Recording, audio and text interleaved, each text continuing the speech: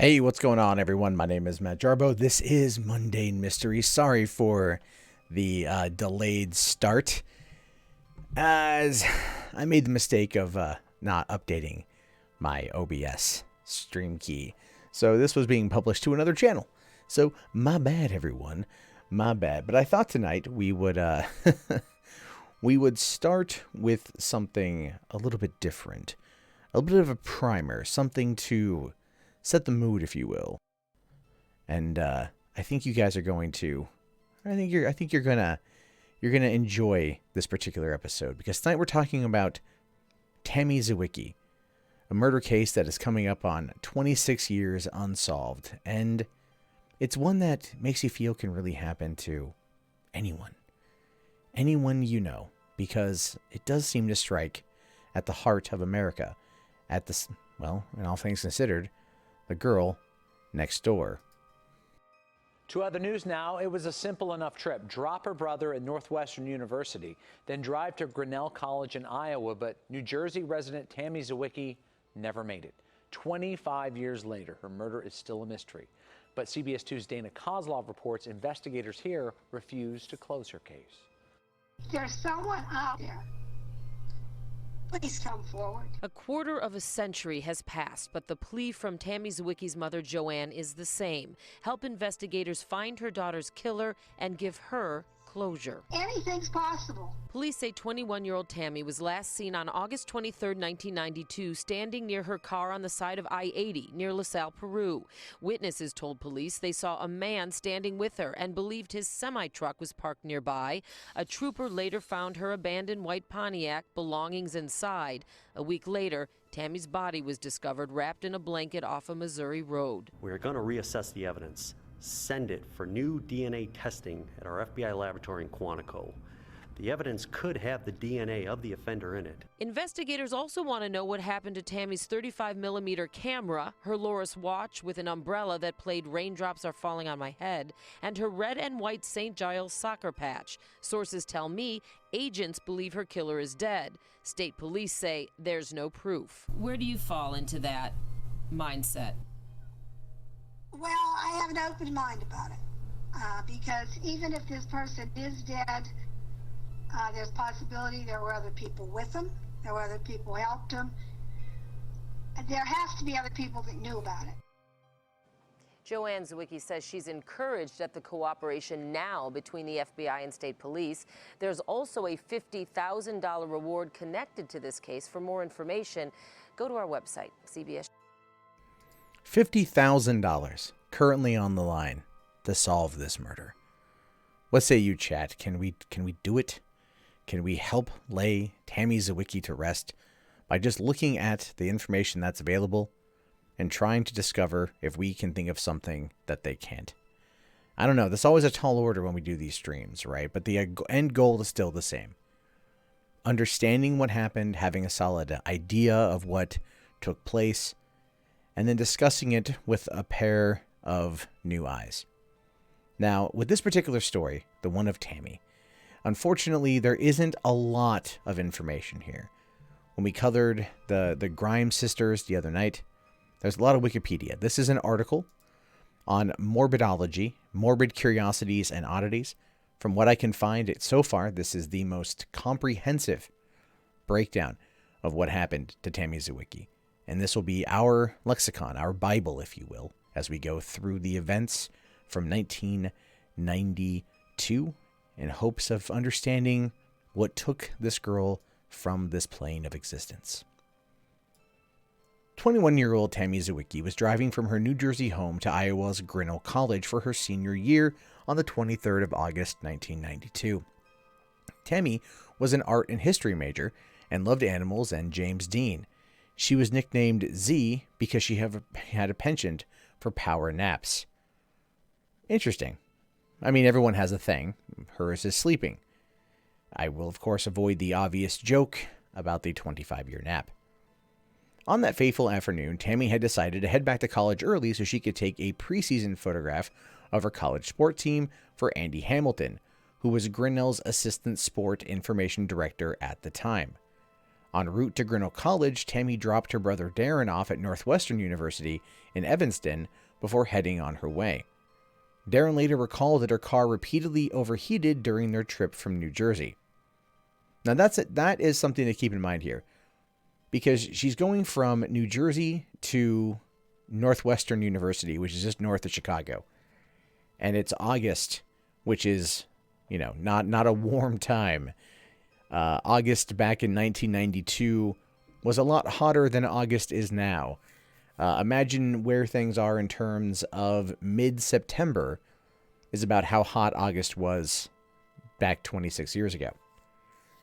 Now, she was last spotted on the side of Interstate 80 near LaSelle in central Illinois. She was standing beside her car, and several witnesses said there was a truck parked behind her.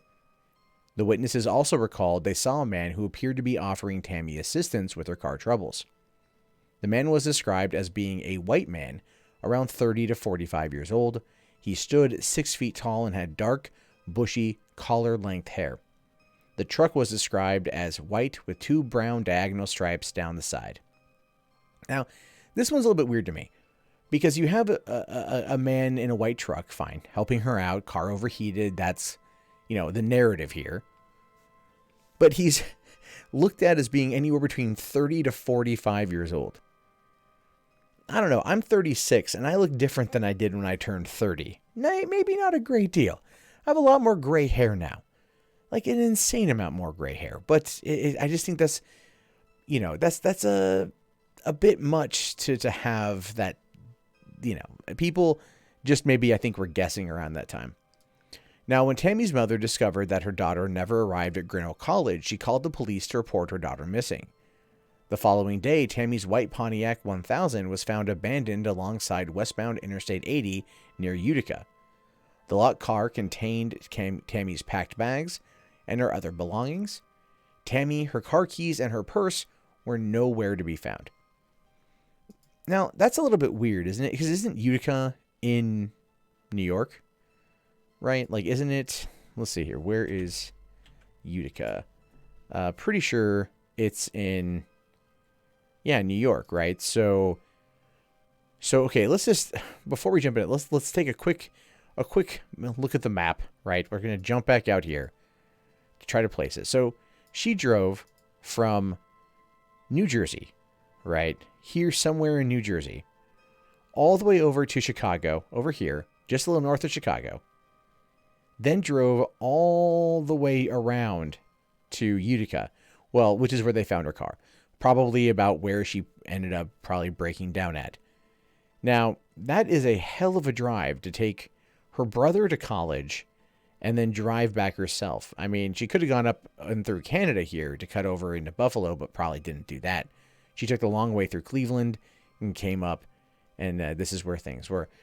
I'm just saying, like, if your car is having overheating problems, you may not want to drive, a fair distance across the country and then back to get to school.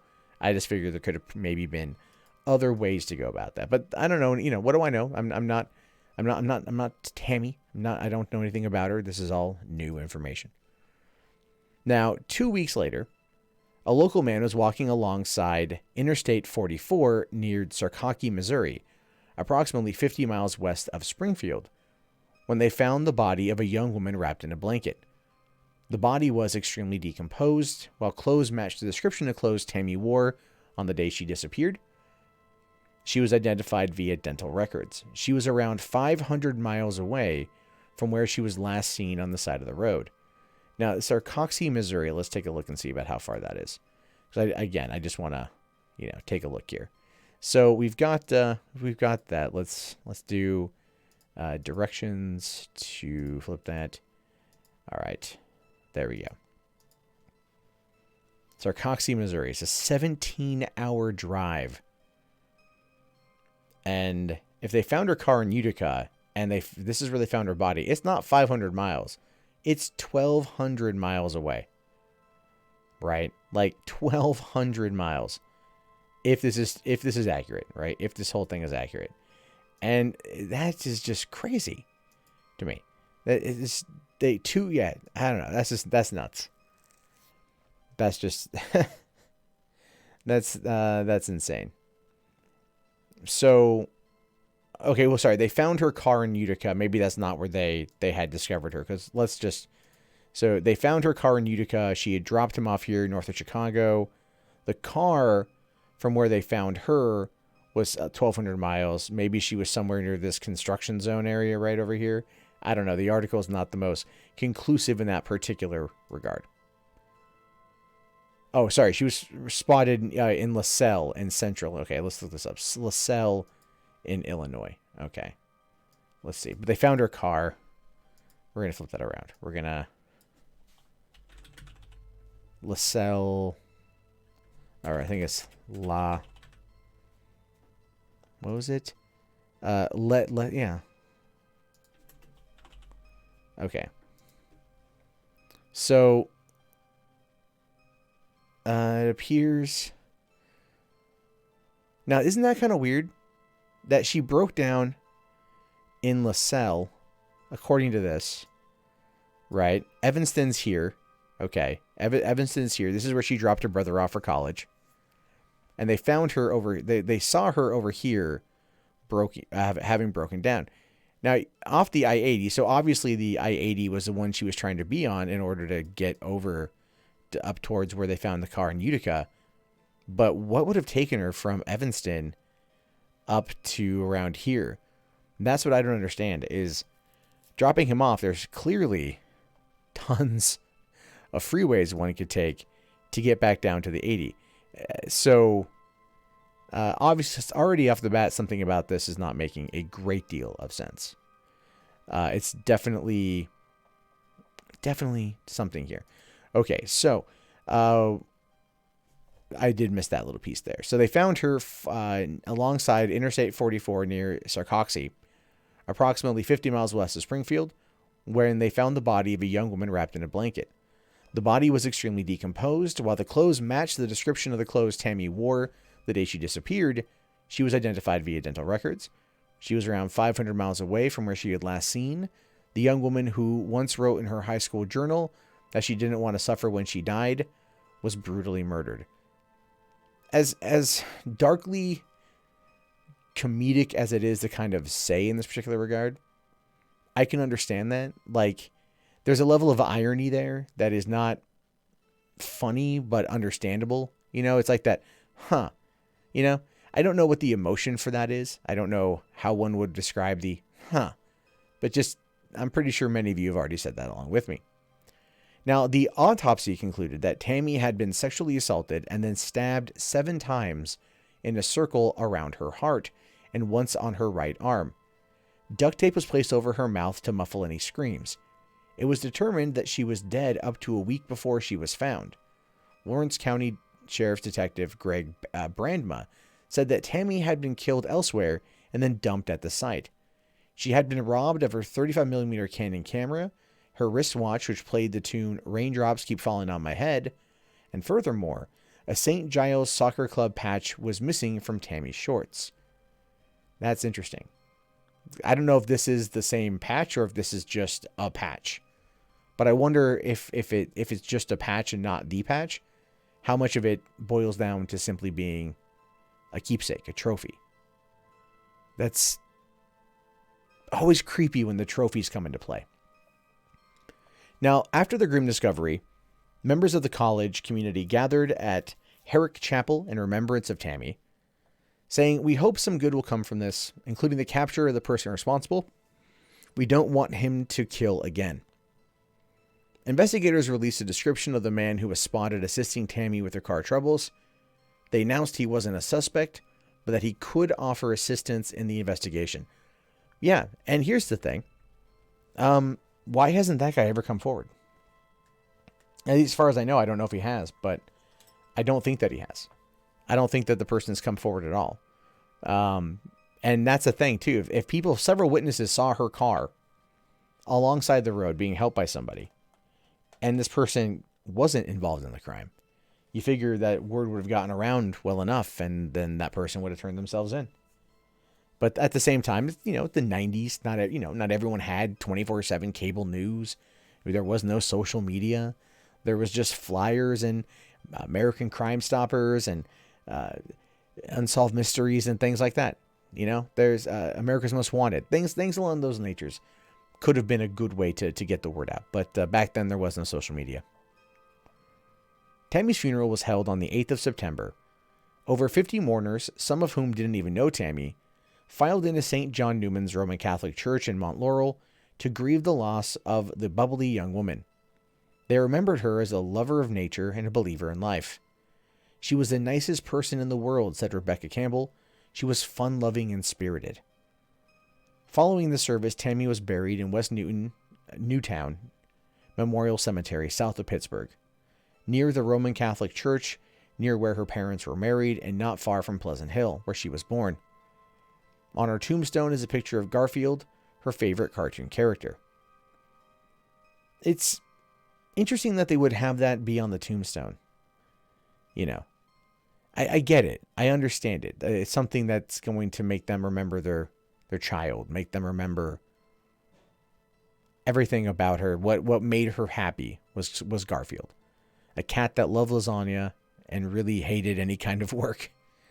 But obviously, in a time like this, grieving, definitely want to have something there for comfort. Now, over the forthcoming years, there have been several suspects in the murder of Tammy. In fact, whenever a trucker was suspected in a kidnapping, sex crime, or murder, they automatically became a suspect in the Tammy Zywicki case. And that does make sense.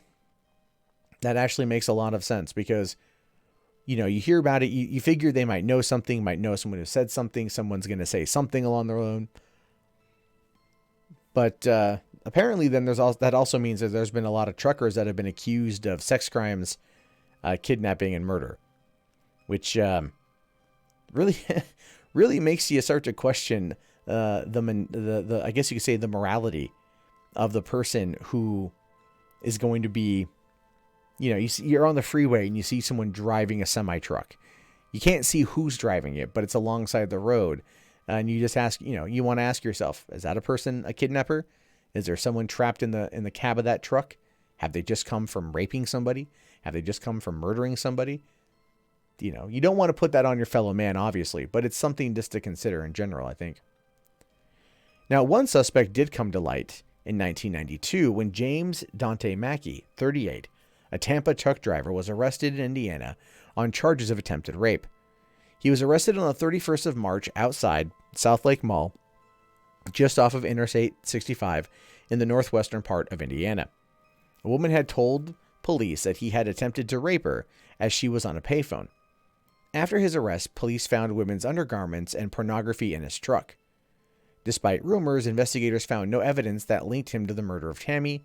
Trucking logs and gas receipts placed him at least 100 miles from where she was slain. Yeah, that's not a small number. That's not a small number at all.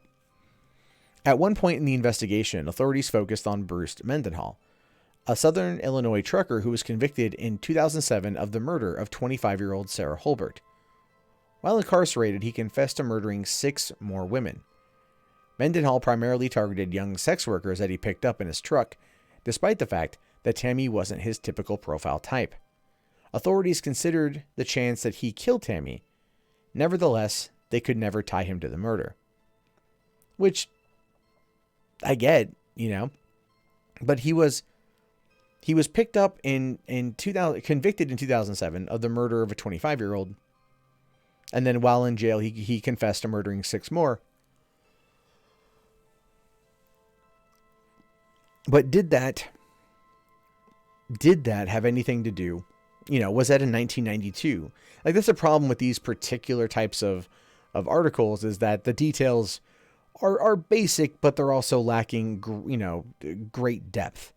And unfortunately, in regards to this particular situation, this is, like I said, the most comprehensive article I could find on the subject matter. Now, one of the main suspects throughout the years was Lonnie Beardbrot, a truck driver with the history of violent crime. An anonymous tipster described somebody matching his description as the man who was spotted in the vehicle behind Tammy on the side of the road. In addition, Lonnie's wife was said to own a wristwatch eerily similar to Tammy's missing one. Tammy's mother, Joan, and former Illinois State Police investigator Marty McCarthy consider him the most promising lead.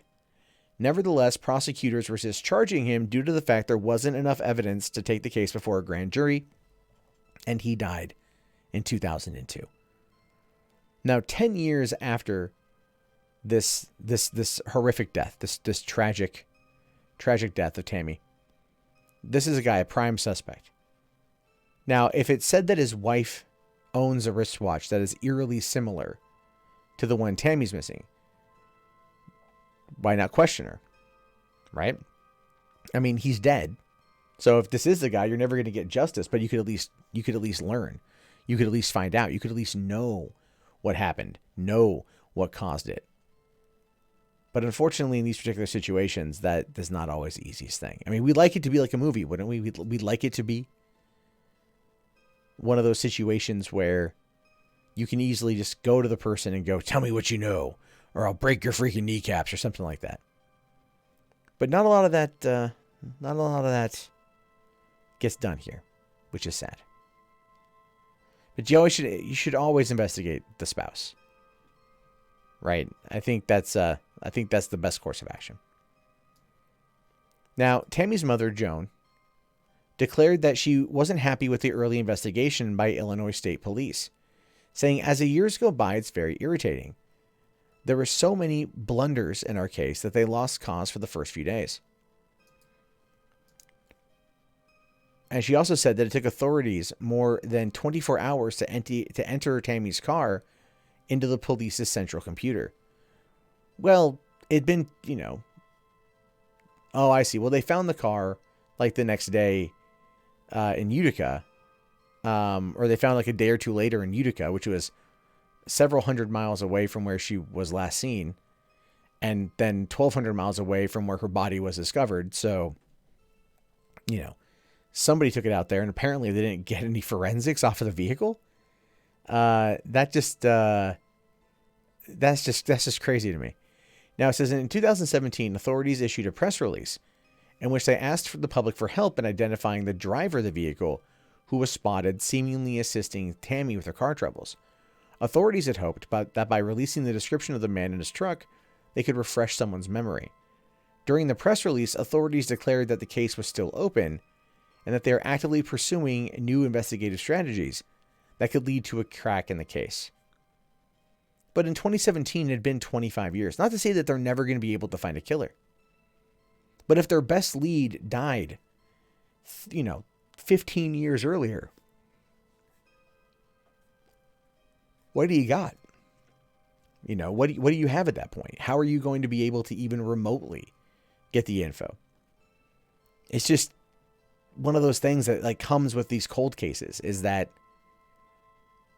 if your lead is dead, then will you ever be able to get justice? Even if you find definitive 100% proof that somebody murdered Tammy and you have that evidence and that person is dead, you get justice for the family, but they still got away with it in the end. And that makes it harder to go on. I'm not saying quit. I'm not saying stop, but it always makes it harder to go on. Now, Special Agent Amanda Becker here says, no one has forgotten Tammy, not her family, not her high school and college friends, and certainly not law enforcement. I am very motivated to find her killer. With forensic science constantly advancing, authorities hope that evidence found at the scene, a blanket and duct tape, as well as other significant items, could one day reveal the killer's DNA.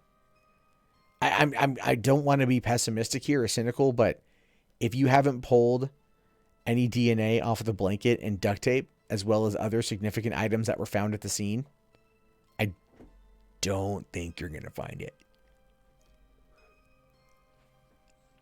Now, it says here that the idea that a predator prowling the nation's highways posing as a good Samaritan is a truly chilling thought. As of today, the murder of Tammy Zywicki still remains unsolved.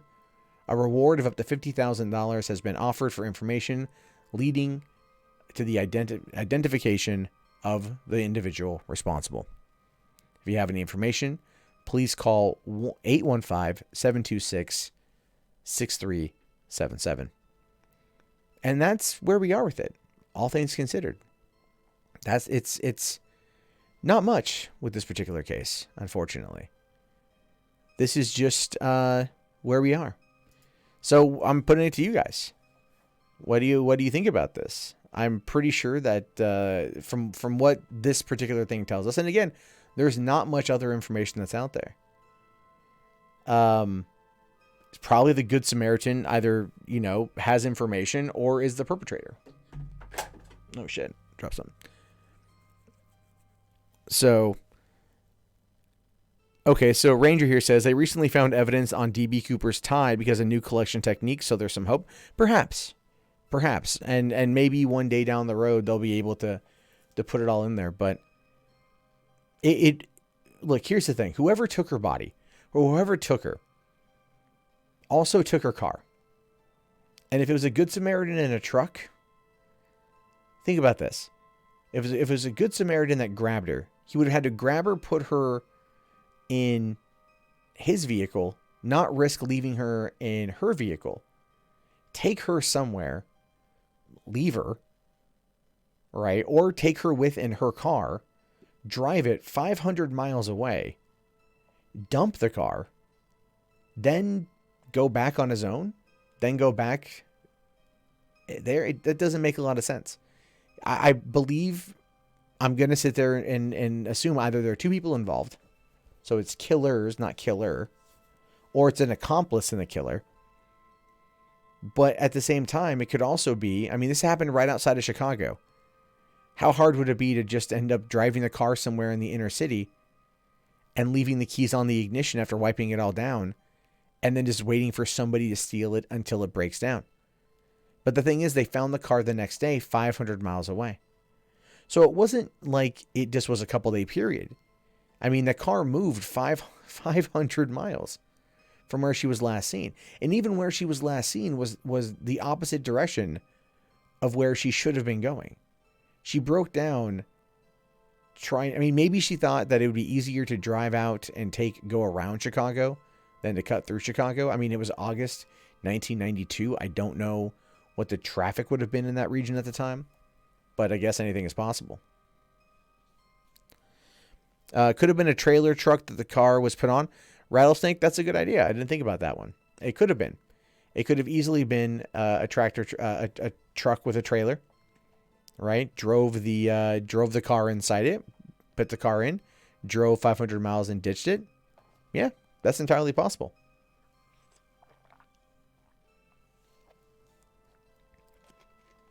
You think the person was posting as a Good Samaritan? That's kind of what it implied that it was. That they were posting as a Good Samaritan, and that is frightening.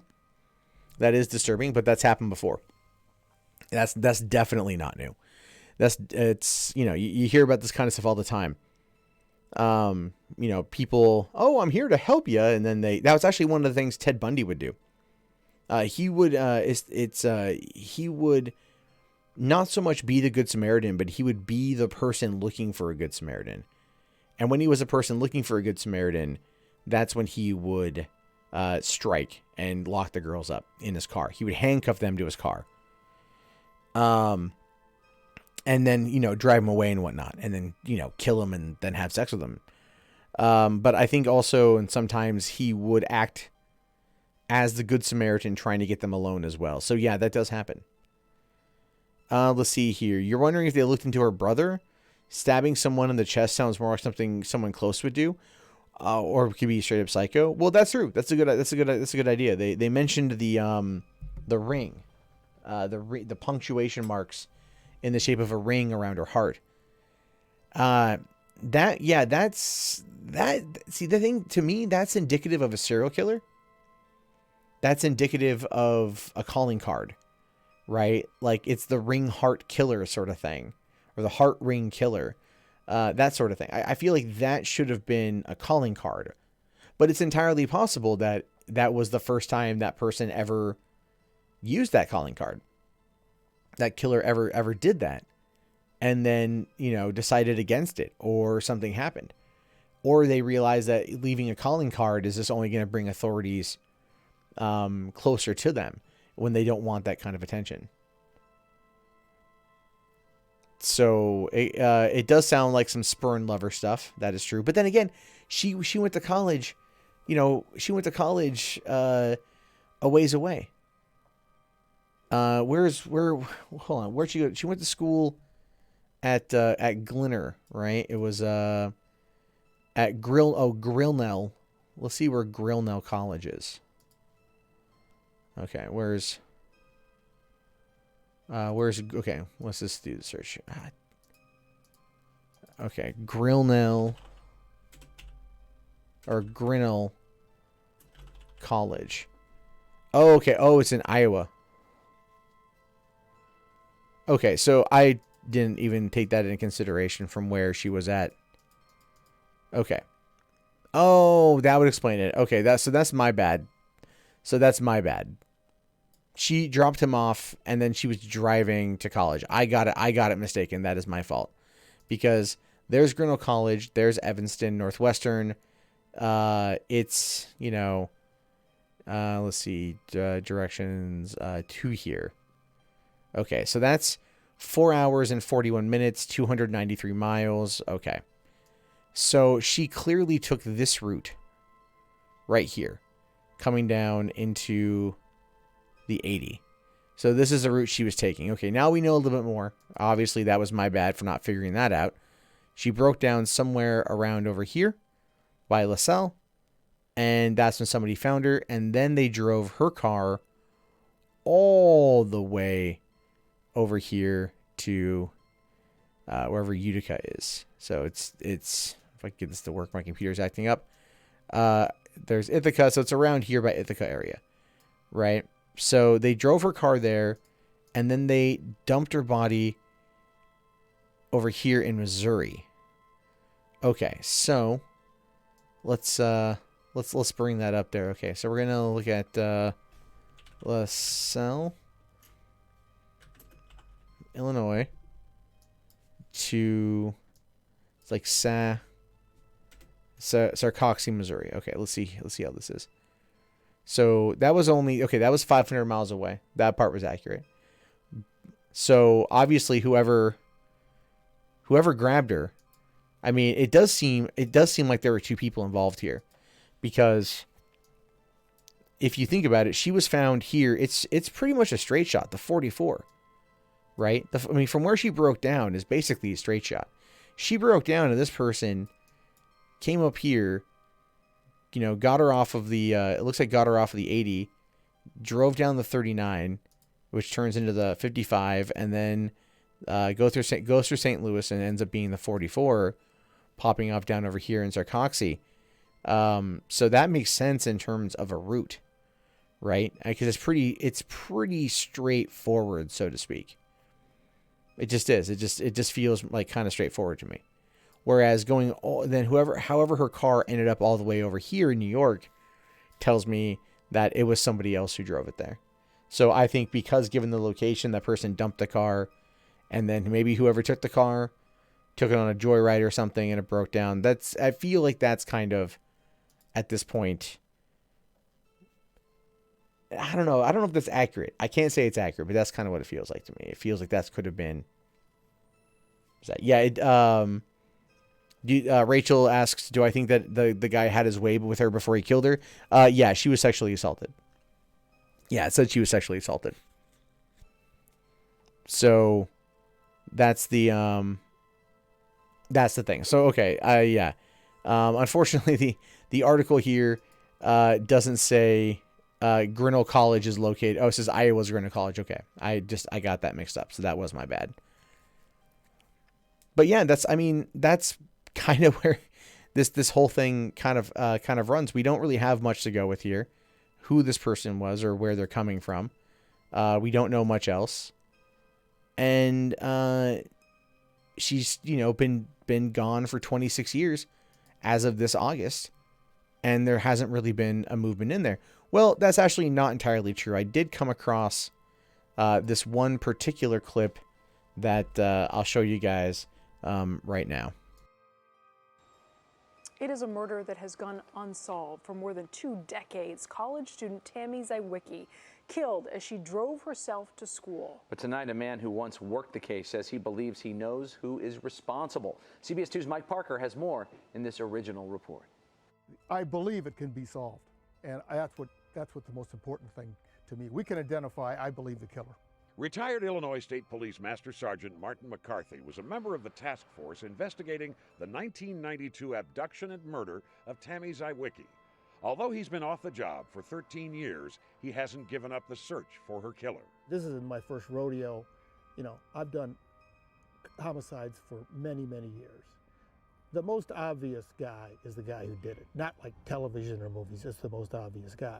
McCarthy believes it was Lonnie Beerbrodt, now dead, a felon on parole, who kidnapped the 22-year-old college student from alongside her disabled car on I-80 near LaSelle, raped and killed her in his truck, then dumped her body near Interstate 44 near Springfield, Missouri, not far from Beerbrodt's home. He was a violent convicted felon. What did he armed robbery, 2 armed robberies, an attempt murder.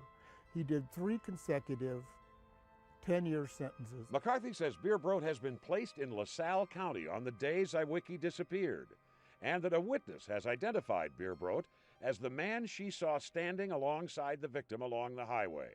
McCarthy also says Beerbrodt had his truck steam cleaned, then sold it, not long after the murder. Why do you keep at this? Because I think that murder is forever. We never, ever stop.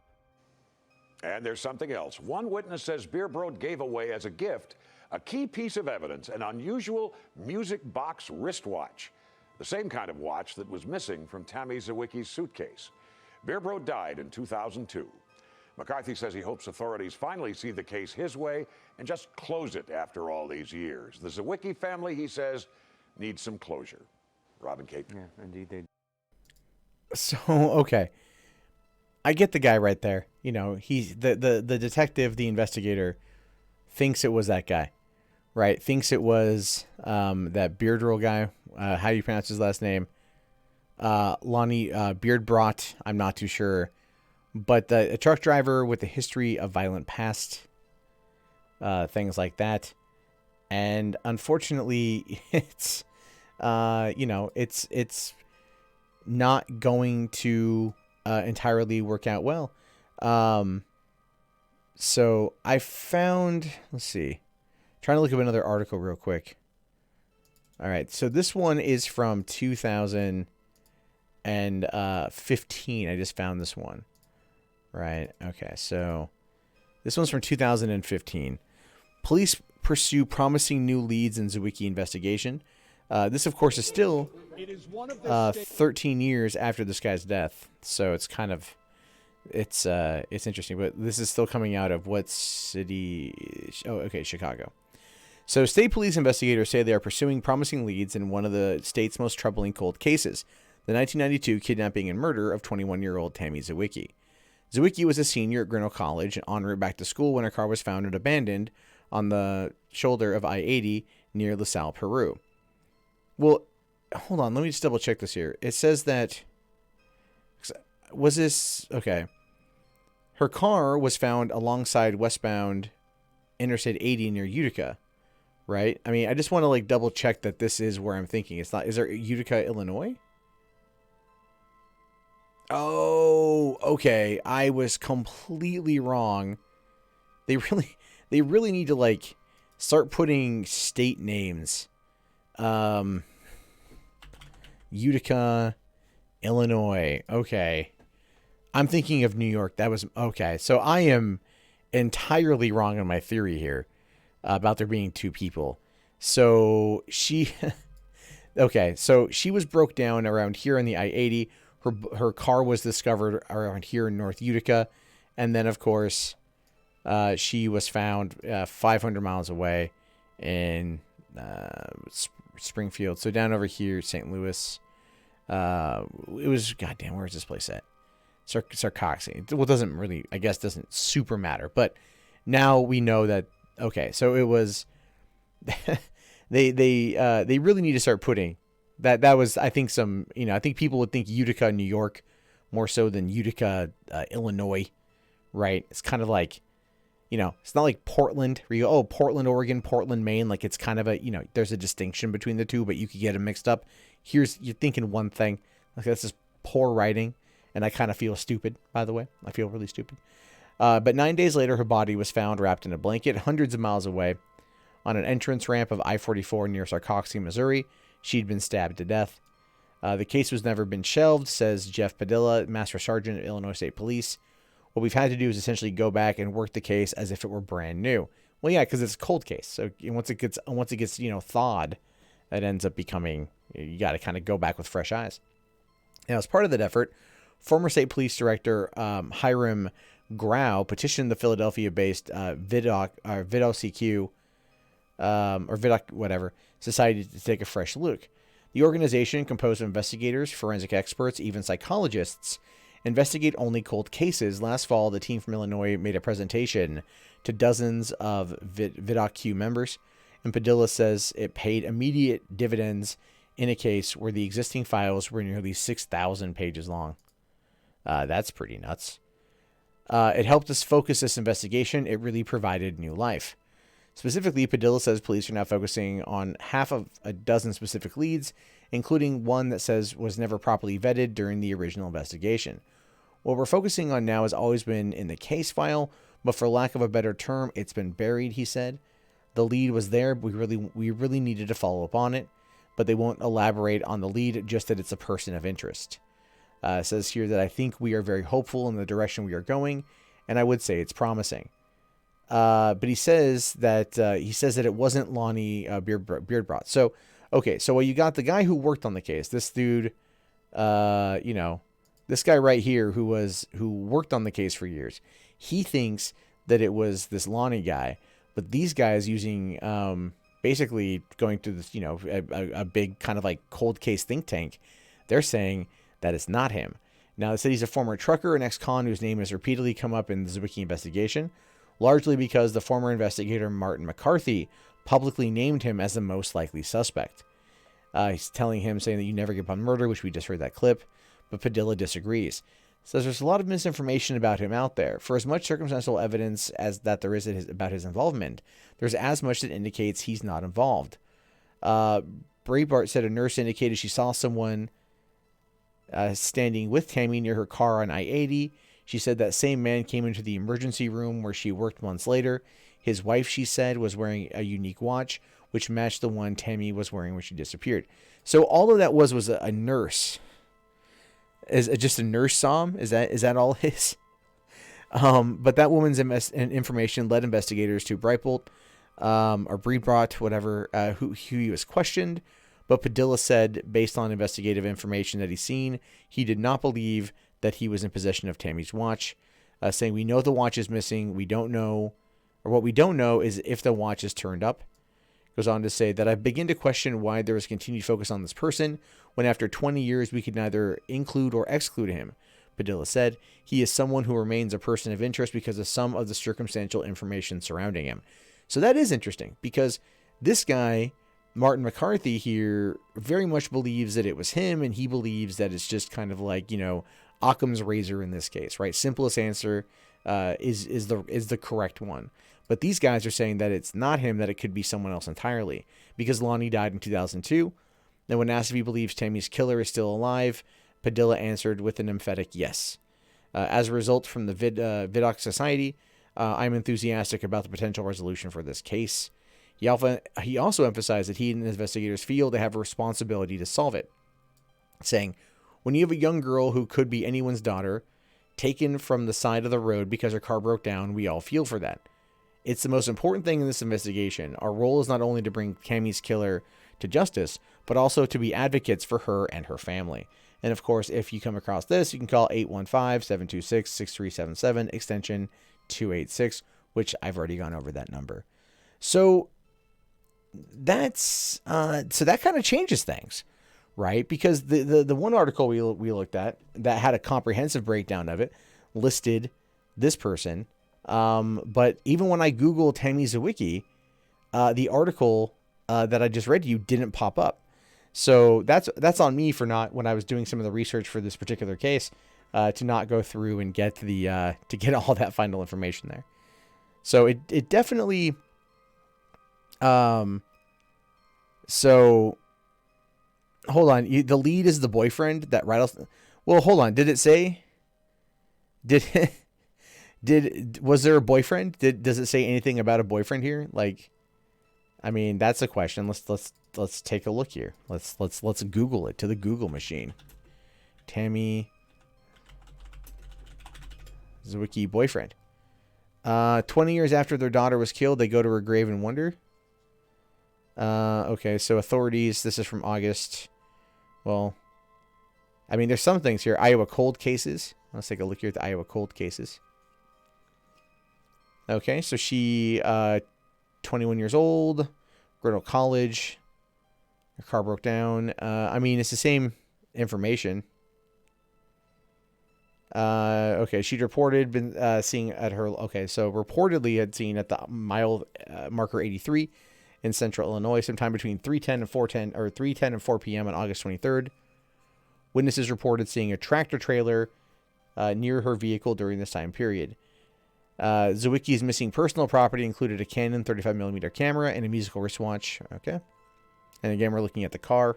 I've seen photos of this Pontiac T1000. The official FBI report confirmed she had been seen in the presence of a man who resembled the eyewitness's description.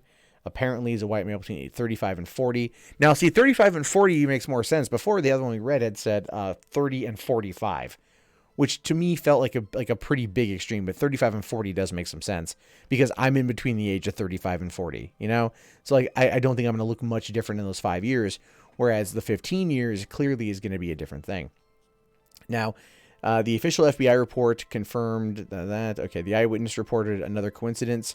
She worked at a medical facility and said that the wife of the man who fit the truck driver's description came in for a routine blood test while there. Okay, so this is the Lonnie guy. And so, okay, so in February 1993, the task force for them disbanded, citing lack of progress. And the homicide case went cold. All right. Then so new facts released on the 10th anniversary. The FBI marked the case's 10th anniversary with a renewed public interest and a $50,000 reward. So the $50,000 reward's been on the table since like 2002, which joined a standing $100,000 reward from an anonymous private source in Zywicki's New Jersey hometown. So I don't know if that $100,000 is still on the table or that $150,000 is on the table. It's no longer, this is the thing, it's no longer $50,000. It's $150,000 to find out what's going on here. So if Rattleshake is saying, oh, it's a boyfriend, well then produce evidence that it's the boyfriend. All right, you can't just be, we're not playing the game of Clue here. You can't just guess that it's Colonel Mustard in the hallway with the lamp or with the candlestick. The FBI officials also confirmed for the first time that they collected DNA from Zywicki's body 10 years earlier and had the evidence on file. Okay, well, I figured they would have had some DNA. Along with the FBI's newly released information, former task force member McCarthy came forward that it was Lonnie. But his facts include that he lived close to the Missouri area where the body was discovered, that he had been visiting family who only lived a few minutes from where Tammy first disappeared, and the blanket the body was found in bore a Kenworth logo, the same type of truck that Breitbart drove. So those are pretty circumstantial. Those are pretty circumstantial things, but they do lean towards him. Right. Okay, so that image we saw earlier of the soccer club patch was not the same one. It was just like a redo of it. Breitbart also had a criminal record. He had committed 2 armed robberies in the 80s. He was considered a violent felon. At one time, he'd been serving 3 concurrent 20-year sentences before being released on parole, 2 years before the crime. He died in June 2002 at the age of 41. And then Martin McCarthy retired as Master Sergeant for the Illinois State Police the following month. Okay, so then he goes on to talk about the Mendenhall guy who's a serial killer. And then, okay, well, this is clearly what we should have started with. This is a better one here. I'll have to keep that. So nothing really new, nothing really about the boyfriend. I know that's Rattlesnake's idea. So, I get what you mean about being a spurn lover, but nothing here is said about a spurn lover. I looked at it being more of a calling card from a killer. So that's kind of how I took that. Just as a fwee on that one. It's definitely it's definitely interesting to see like the fact that the method of murder is one of those things where, I guess, stabbing her around the heart and once in the right arm. I wonder if the right arm was like a defensive one or something. But, you know, that to me, it feels more like a calling card than anything else. So I don't quite know. I don't quite know. If you know, I think we've kind of hit the end of this particular tale, so to speak, which is good, because I like these particular things to be about an hour long, and I think we're not, we're definitely having a good old time here. What's going on, Shidoko? How are you, buddy? So the calling card is as big of a leap, though, unless you look up any. Well, no, that's the thing. I'm saying it's like, I don't know. I would tell you, I'm not saying this is legit. Like it could have been, this guy could have been wanting to leave a calling card, and that would have just been like the first time he did it, but then realized, ooh, this is a bad idea. Or maybe he got caught, maybe he was killed or something along those lines. So, you know, okay, let's take a look here. We'll take a quick look at, okay. Let's see. Ring, stab wounds around heart, killer calling card. Okay, let's see. Signatures. Okay. I don't care about that. Pop-up shit. Charles Albright, the eyeball killer. Their eyes have been removed. The BTK killer. Binding, torturing, killing his victims. He killed 10 people between 74 and 91. Kansas is not too far away from Illinois. The smiley face killer. He left smiley faces at crime scenes. No, not him. H.H. Holmes, America's first serial killer. That's an interesting one. Charles Colin, the Angel of Death. He wanted to save people. However, he ended up killing an estimated 300 patients in and around New Jersey between 88 and 2003. He would tamper with IV bags to administer fatal overdoses. Nope. The Last Call killer. Dismembering the bodies of gay men. No. Michael Ross, the roadside strangler. Strangling women between the ages of 14 and 25. Okay. Well, I mean, nothing here about being stabbed. John Wayne Gacy, the killer clown. Sexually assaulting and murdering teen boys and young men. I don't know about that one. I mean, yeah, John Wayne Gacy, don't get me wrong. But no. Strangulation. Ted Bundy would feign an injury in order to lure female victims. So that was a thing, but we kind of mentioned that a little bit earlier tonight. Randy Kraft, the scorecard killer. A coded list with references to the victims, males ages 13 to 35. Nope, that's not it either. And yeah, I mean, there's all serial killers in the 70s and 80s, but they've been on the decline recently. So we don't have anything. We don't have any kind of conclusive, definitive evidence to claim that it was a boyfriend or that it was a work of a serial killer. We don't. They mentioned the, hold on, let me see if I can find like the ring shaped thing here. Okay. She'd been stabbed 8 times, once in the arm and 7 times in a circle around her heart. So 7 times in a circle around her heart. Let's just Google that. All right. Trying to see. Beyond the Empire. All right. Well, no. Okay. I should have done stabbed. Okay. Sammy. Oh, Reddit talked about that. Huh. The murder of Kitty Genovese. 1964. An American bar. Okay. Well, stabbed to death outside of her apartment building. So not really the same thing.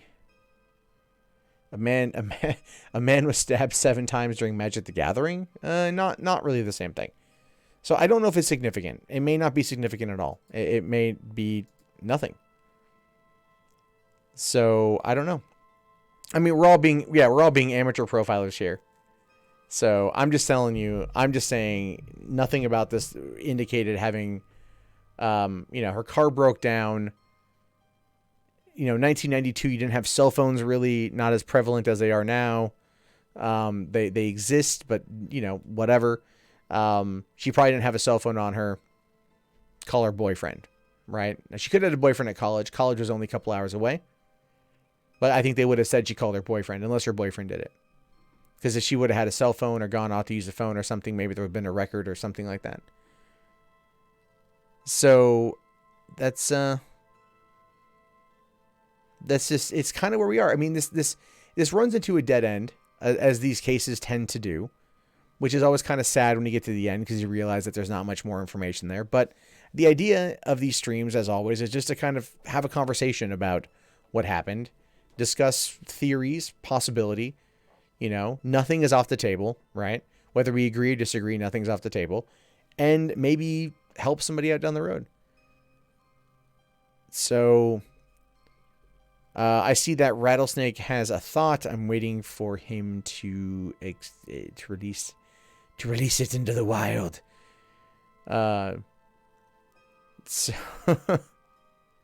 Okay, so what if the person attempted to kill her is a total rank amateur, and he stabbed her on the heart like that in an attempt to sever all the major arteries to ensure she died? Well, maybe just stabbed her multiple times around the heart, thinking it was maybe not this maybe it was just as a way to sever the arteries. Stab. Okay, well, how about this? What if the guy worked in a pet store? Right? When you go and you get you collect a rodent or an insect or something, and you put it in a jar, you put it in a plastic container, and you need to stab the top of the jar or the top of the lid in order to create air holes so they can breathe, and you just stab them. I mean, you could stab them in a circle, right? A crude circle, but a circle nonetheless. What if the person worked in a pet store and had to do this quite a bit? That's something to consider. That's an idea. So maybe he planned to remove it after trophy time. That's entirely true. He could have sat there and done that. He could have totally gone and done that. I have no idea though. We should crowd write a Criminal Minds episode about our theories about amateur profiling. Yeah, that'd go far, Ranger. That'd go far. That'd go very far. So it's entirely possible that this person worked with, so the theory here is at the end of it, I guess, well, I was asked to give my speculation at the end of these things. So my kind of sleuth's speculation, amateur internet sleuth sort of thing, would be, she broke down, while driving to college after dropping her brother off. A person picked her up right there, grabbed her. It looks like they I can't tell if they moved the car or if it looks like they moved the car, which could have gone back later on or something. Moved it real quick out of the way, very, very, very, very briefly out of the way, to a place it wouldn't have been found for a while, but it was found the next day.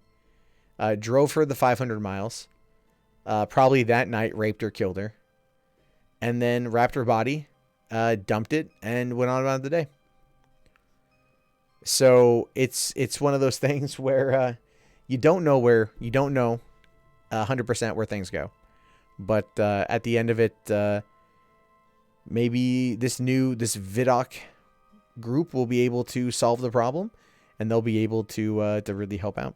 But on that note, guys, we've now crossed over the 1 hour mark. I do like to keep these things short. Be sure to check back Monday night, 11 p.m. Pacific Standard, for another episode of Mundane Mysteries. My name is, of course, Matt Jarbo. If you haven't already, please thumbs up the video and subscribe. And the link to the Discord will be in the video description. And you guys can check that out and come on in and submit cases you want me to take a look at, which will be a lot of fun. I will talk to you guys then. Have yourself a great day. And remember, don't trust strangers.